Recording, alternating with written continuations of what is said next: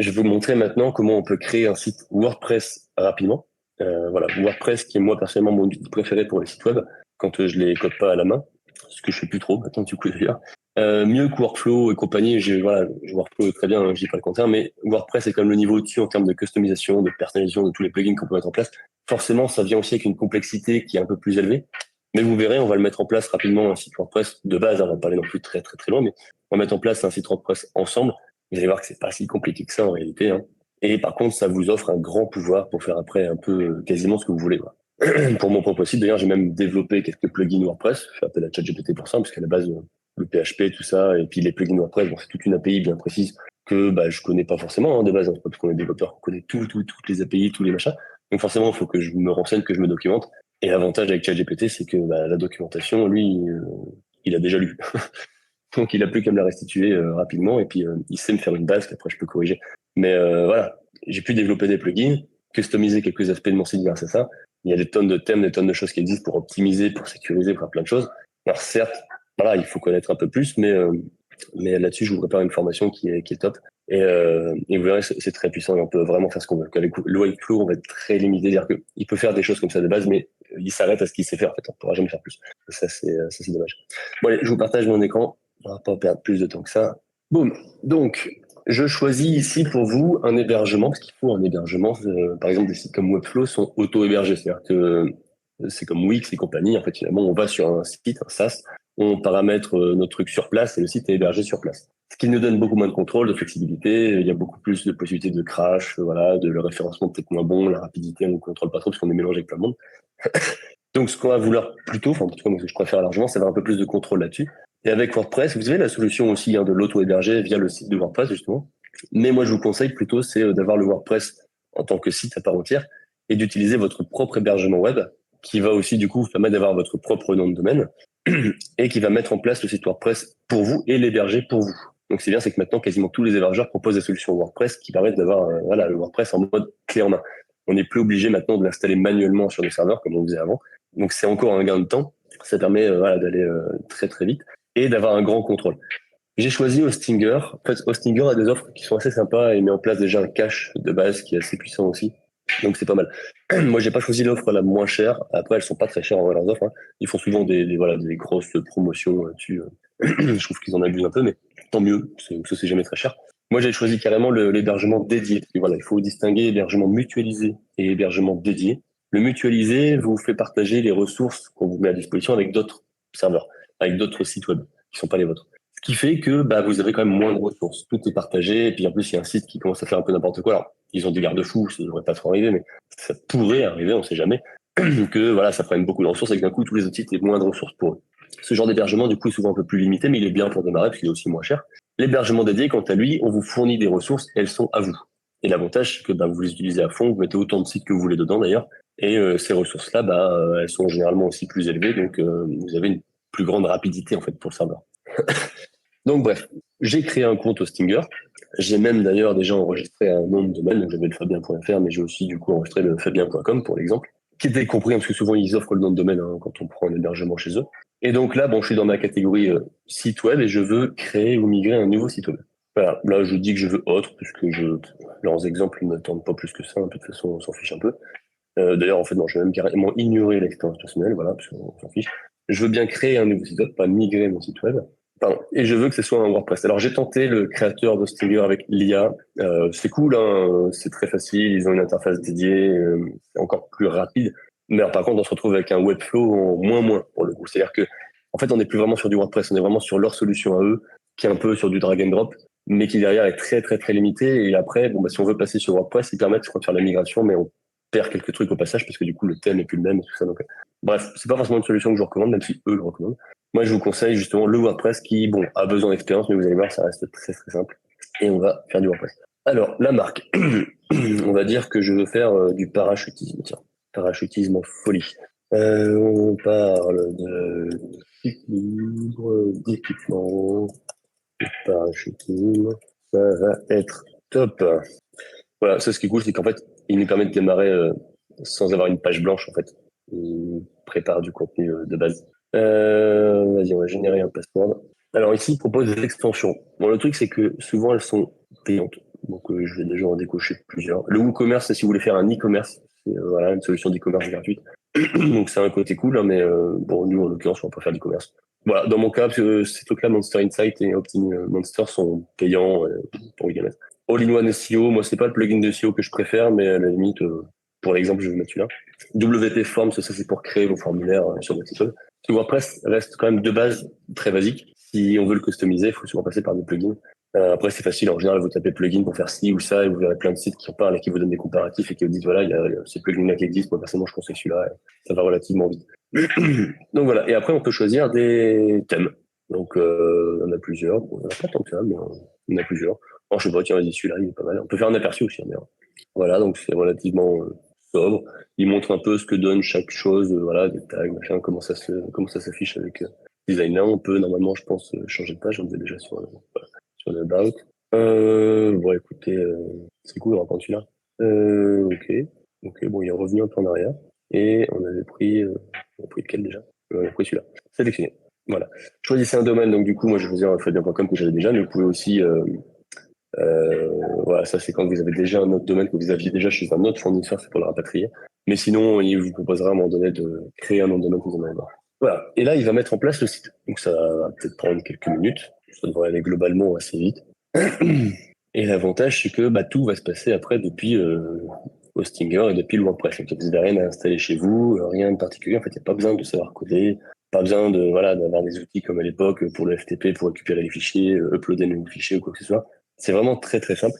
WordPress est très simple. En fait, il faut juste comprendre sa mécanique et on va le voir juste après. Hein. Sa mécanique elle-même est aussi très simple. Après, je dirais que le seul point où il faut peut-être se former un petit peu ou se renseigner en tout cas, c'est sur quels sont les plugins qu'on veut mettre en place. Malheureusement, on n'aura pas le temps aujourd'hui pour que je vous montre tous les plugins à mettre en place, mais vous verrez sur mon site, j'ai aussi un cours gratuit sur créer un site de A à Z avec WordPress. Donc, je reprends un peu ce que je fais ici avec vous, mais on va un peu plus loin parce qu'on va aller voir aussi quelques plugins pour le SEO, enfin un plugin pour le SEO, et on va aussi voir comment créer les pages légales, donc les pages de mention légale, les cookies et tout là.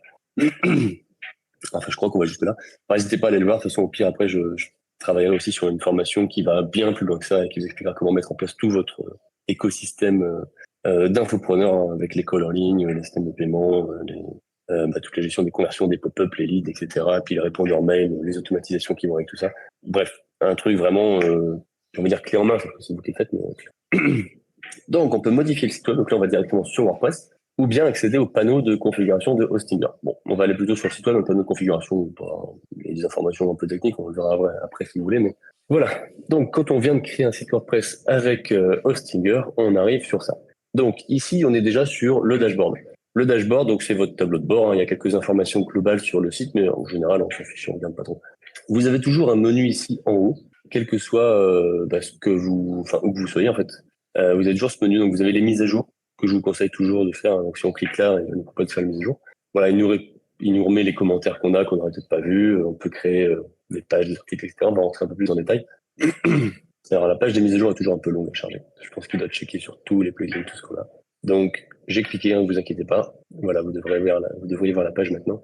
Bon, je vais pas les faire avec vous parce que c'est encore un truc qui prend un peu de temps, mais voilà, il suffit de cocher, mettre à jour. Ici, il y a aussi des traductions qui sont mises à jour parce que voilà, après c'est disponible en plusieurs langues. On a donc ici quelques petits raccourcis pour créer des choses, faire du cache et tout ça. Et on a à gauche le menu de l'administration qui permet d'accéder à tout ce qu'on veut. Et ici, si je mets ma souris sur le fabien404.com, je peux aussi aller directement sur le site web. En fait, WordPress, dans sa structure, est pas très compliqué. Vous avez les articles. Les articles sont les articles du blog. Donc, voilà, vous pouvez essayer ici les articles, vous pouvez voir les articles, vous pouvez en ajouter des nouveaux, en créer des nouveaux. Donc, vous pouvez créer des catégories, des étiquettes pour vos articles. Voilà, ça fait partie d'un des éléments de WordPress. Et après, vous allez avoir tout ce qui va être médias. Donc, les médias, c'est toutes les images, les vidéos, tout ce que vous avez uploadé sur votre site, tout ce qui est disponible sur votre site, qui est sur vos serveurs. Et c'est tout ce qui est média. Ça peut être des fichiers, hein. C'est vraiment tout ce que vous voulez mettre, tout ce qui est uploadable et que vous allez mettre sur votre fichier, ça sur votre site. Et ensuite, vous avez les pages. Les pages, c'est un peu comme les articles, ça se construit pareil, sauf que c'est pas référencé comme étant un article, donc ça ne va pas se retrouver dans la liste de vos articles sur votre blog. Ça va vraiment être une page spécifique. Et ce sera à vous, on va dire, de faire le lien dans votre site pour amener à cette page-là. Les commentaires, c'est les commentaires que les gens auront laissés sur vos articles. Vous pourrez faire le tri, les regarder, les modérer.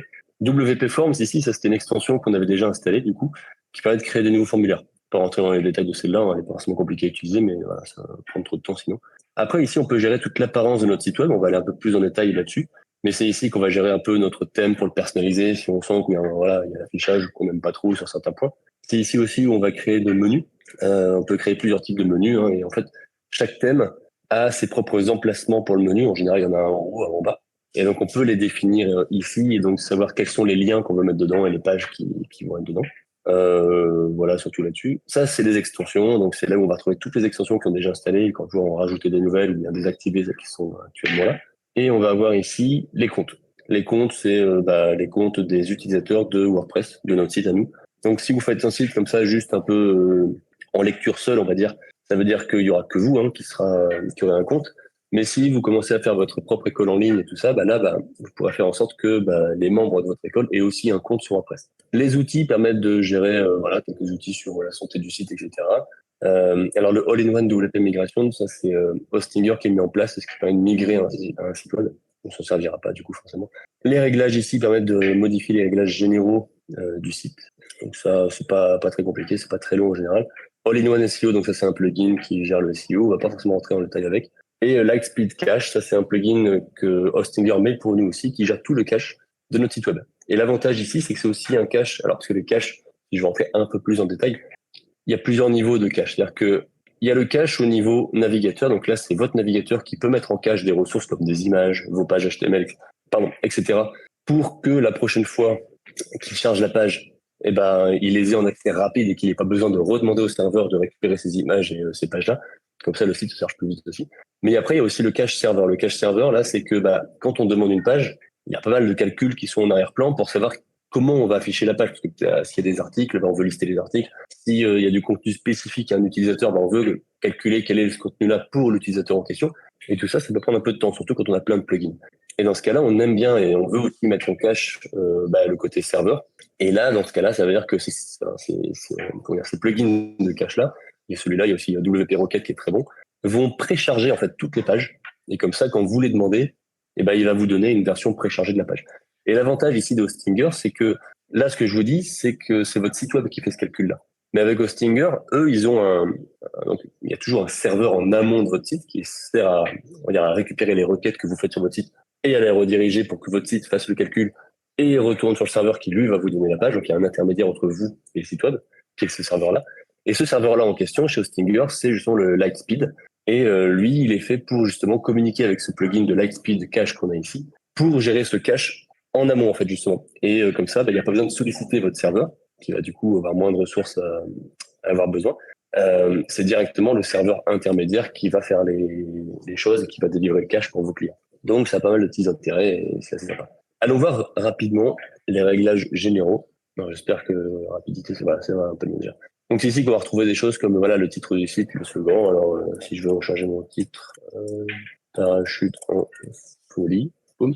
C'est le site qui sera affiché notamment en haut de votre page, enfin, sur l'onglet Chrome en fait, ou l'onglet de votre navigateur. Voilà, vous avez les URL, là en général on ne veut pas forcément le changer, mais bon j'ai déjà changé le titre, donc je sauvegarde. Après vous avez l'écriture, donc là c'est pour les envois de mails, on s'en fiche. Ah oui, il y a juste cette partie-là qui est importante, c'est que par défaut, WordPress se met sur le blog, la page d'accueil c'est le blog. C'est pas ici qu'on change, pardon. Non, c'est pas ici qu'on change. Mais ce qu'on va vouloir souvent, par contre, c'est de faire en sorte c'est ici, que ce soit pas le blog qui soit affiché en page d'accueil, mais on voudra que ce soit une page bien précise. Donc c'est ici qu'on va le changer, en fait, dans lecture. On va, la page d'accueil affiche. Donc par défaut, c'est les derniers articles, et nous, on veut choisir une page d'accueil statique. Et cette page d'accueil, c'est cool, il en a déjà généré une. On va prendre la page d'exemple pour l'exemple, hein, mais en vrai, vous mettrez votre propre page. Hop, on a enregistré. Les commentaires, bon ça c'est des options sur les commentaires, comment vous voulez les gérer. Les médias, donc là vous avez des options sur les médias. En fait, dès que vous uploadez une image, elle va être générée en plusieurs tailles, comme ça vous pouvez choisir une taille plus adaptée à la manière dont vous affichez votre lien. Et ici, on va voir par contre, c'est la structure des permaliens. Ça c'est important parce que c'est la manière dont vont être générés vos URL. Moi personnellement, ce que je choisis, c'est titre de la publication. Comme ça, dès qu'on a une URL, l'URL ce sera le titre de l'article ou le titre de la page. Alors que lui, ce qu'il nous mettait en général par défaut, c'était un autre truc beaucoup plus complexe avec la date en plus dedans. Et surtout éviter le premier, le simple, parce que c'est juste P puis un ID. Ce qui veut dire que niveau référencement, c'est pas clair du tout et on veut pas ça. On veut avoir une URL qui soit claire. Et alors bien sûr, il a bien mis le truc. Et en fait ici, quand on voit structure personnalisée, il a remis à jour en fonction de ce que j'ai expliqué là. Mais donc on veut que cette URL, ça corresponde à l'URL de l'article. Il nous met ici quelques petits variables pour nous aider à générer les URL qu'on veut. Mais nous, c'est juste personnel, on veut pas les plus. Voilà, confidentialité. Donc là, il nous permet de générer une politique de confidentialité. Hein, donc pourquoi pas. Enfin, on va pas le faire pour exemple, mais il y a juste à. Bon, en plus, il a déjà fait utiliser cette page. Hop, c'est cool. Et le Lightspeed Cache, c'est là où on met les réglages du cache. Pareil, on va pas rentrer dans les détails parce qu'on n'aura pas le temps là-dessus, mais voilà, faut savoir que on peut générer ça. Enfin, on peut paramétrer ça aussi. Si on va dans l'apparence, donc si on retourne dans les thèmes, on va pouvoir choisir d'autres thèmes. Voilà, si on veut changer de thème de notre site, ben, voilà. Mais on peut aussi le personnaliser. Je vais cliquer sur ce bouton-là qui revient au même. Et voilà, ici j'ai sur la gauche différentes options pour pouvoir personnaliser et j'ai sur la droite mon site web. Et j'ai aussi ici des petits crayons qui me permettent de personnaliser les choses directement. Mais c'est là que je peux personnaliser plein de choses. Donc je peux changer mon titre, mon slogan, je peux changer mon header en mettant une image. Alors, est-ce que il n'y a pas d'image? Je vais essayer d'en trouver une à moi. Tiens. Hop, vas-y. Boum, là. Je sais pas ce que c'est comme image. Ok, super. Hop. Donc on met cette image-là. Donc ok. Alors, moi, il propose de la recadrer parce que forcément, bon, je vais mettre cette partie-là. Lui, il veut afficher juste une partie. C'est le thème qui veut ça, en fait. Chaque thème a ses propres particularités. Et voilà. Là, il va nous changer ici. On peut changer les couleurs de fond, etc. Enfin bref, il y a pas mal de choses qu'on peut faire. On peut changer la police, on va pouvoir changer les couleurs, le footer. On va pouvoir aussi changer, c'est les menus. Donc on peut voir tous les emplacements. Donc on voit qu'il y a soi-disant ici 3 emplacements. Mais on va pouvoir ici créer un nouveau menu. Donc je vais mettre le menu. Hop. On va le mettre en catégorie primary menu. Donc ce sera le menu du haut a priori. Et on peut ajouter des éléments à ce menu. Donc j'ai ma page exemple que j'appelle accueil. Mais je peux par exemple ajouter la catégorie blog. Je veux que ce soit un lien dans le menu. Oui, je l'ai pas ajouté, c'est là. C'est sur la gauche qu'on voit ce qui a été ajouté. Et je veux, ajouter un article. Il nous a généré des articles, c'est cool aussi. Voilà, ça me paraît bien. Hop, on va pas publier tout de suite. On va regarder ce qu'on fait de l'autre côté. Menu, widget, les réglages de la page d'accueil. Voilà, c'est là aussi on peut rechoisir quelle est la page qu'on veut mettre en page d'accueil. Pardon. Le CSS additionnel, bon ça si vous connaissez un peu le design web CSS, vous pouvez aussi le customiser un peu plus par là. Et après, il y a d'autres choses. Bon, on va pas rentrer dans le détail à fond parce qu'on n'a pas des heures devant nous, mais n'oubliez pas après de publier. Et puis en gros, on a ça. Après, si je voulais changer ici, par exemple, ça c'est la sidebar, voilà, il va directement dans ce qu'il faut. Et je peux, je sais pas, ajouter un libellé, donc je sais pas où il va s'ajouter. Ok, c'est juste pour remplacer le titre. On peut mettre en forme, voilà. Et en fait, sur la sidebar, on voit ce qui est affiché ici, donc les articles, les commentaires, etc. Et on peut rajouter de nouvelles catégories, donc c'est des widgets ou d'autres choses. Admettons que je rajoute une image de la médiathèque et que je remette la même du coup. Voilà, comme ça j'ai ajouté une image qui ne sert à rien, mais c'est juste pour l'exemple. Ouais, ça c'est la customisation. Donc je vais quitter la customisation parce que c'est tout. Si on va dans les menus, on va voir que d'ailleurs j'ai déjà créé un menu du coup, qui est celui qu'on a vu tout à l'heure. Donc vous pouvez le créer depuis la personnalisation ou bien carrément depuis ici. Et bien sûr, après il faut gérer son emplacement. Alors j'aurais pu aussi d'ailleurs l'afficher à plusieurs endroits ce menu. Tiens, je vais l'afficher à tous les endroits. Voilà. Ensuite, les choses importantes à voir, ça va être les articles. Donc si je veux voir les articles, on voit qu'il y a déjà plusieurs articles qui ont été générés par l'IA. Je peux en ajouter un nouveau, ou bien je peux cliquer dessus pour l'éditer. Je vais cliquer dessus pour l'éditer, comme ça on partira pas d'une feuille blanche. Mais nouveau, on arrive sur la même page, il n'y a pas de souci. Voilà, et on arrive sur ici tout un contenu qui a été généré, et on peut nous-mêmes rajouter d'autres types de contenu. Alors si on fait slash, c'est un peu comme dans Notion. Ah non, tiens, il m'a pas installé Gutenberg. Bon bah tant pis, c'est pas grave. Mais voilà, donc convertir au bloc. Hop, et là on a vu Gutenberg.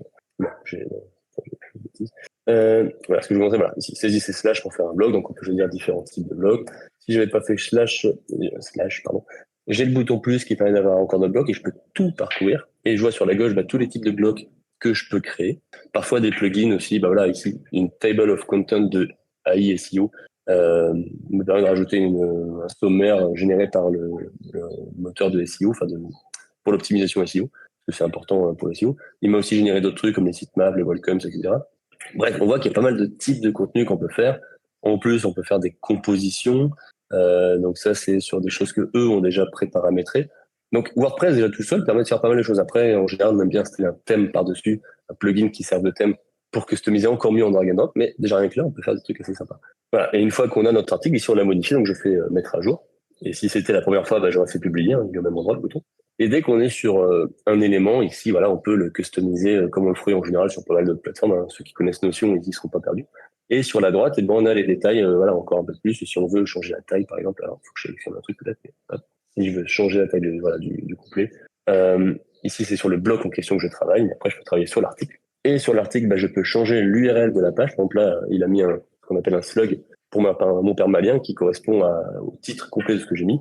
Mais en général, on veut un truc plus simple. Là, je vais peut-être mettre liberté sans limite. Et comme ça, l'URL de cet article-là sera liberté sans limite. On peut voilà, définir une image de mise en avant pour cet article. On va mettre encore cette image-là. Rédiger un extrait pour les moteurs de recherche. Voilà, et puis on est pas mal. Après, ça, c'est le plugin de SEO. Donc, on peut cliquer dessus pour voir la note qu'il nous donne et puis améliorer un peu les choses. On va pas entrer en détail à ce niveau-là, mais ça peut être une solution. Je mets à jour et je peux prévisualiser. Ah, ce qui m'embête. Moi, je vais faire ça autrement parce que ça me met dans un nouvel onglet. Je dois encore vous partager ça différemment. Pardon, on prévisualisera tout à l'heure. Ça, c'est l'article. Les pages, maintenant, c'est le même principe. On est ici et puis on peut créer une nouvelle page.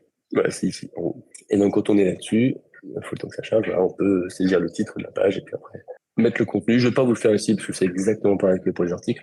J'ai plutôt envie de vous montrer du coup ce que donne le site en vrai. Donc, allez sur le site. Voilà, cette fois-ci, c'est rapide à charger. Donc voilà, on voit qu'on arrive sur notre site. Il y a le menu. Alors, c'est pas très lisible. J'aurais dû choisir d'autres couleurs, mais on voit que c'est les 3 liens qu'on avait mis. Ça, c'est rigolo, c'est que le menu se trouve là aussi. Donc, on voit qu'ils avaient un emplacement qui était là, le deuxième emplacement était là, et normalement, le dernier, je sais même pas où ils le mettent parce que il y est pas. Mais bon, ils avaient 3 emplacements. Après, bon, parfois, il faut se renseigner sur les thèmes parce que c'est pas trop toujours comment ils gèrent leur truc. Voilà, donc on a une page exemple ici, on a nos articles là. C'est un affichage est nul, hein, mais il faut customiser tout ça. Hein. Je peux cliquer, arriver dessus. Voilà, donc, tiens, normalement, on va aller sur le blog. Voilà. Ici, on voit l'article qu'on a modifié en mettant une image. Les autres n'ont pas d'image, donc d'ailleurs, ils affichent l'article en entier. Ouais. C'est pareil, c'est des trucs qui se paramètrent. Normalement, on peut aussi dire que l'article là, on ne veut pas l'afficher en entier, qu'on va afficher juste une partie, puis faire un bouton lire la suite. Voilà. Mais bref, vous voyez que j'ai déjà créé une base de site web. Maintenant, il ne reste plus qu'à la customiser. Donc, c'est pas forcément plus compliqué que ça. Ça nous a pris ici une vingtaine de minutes.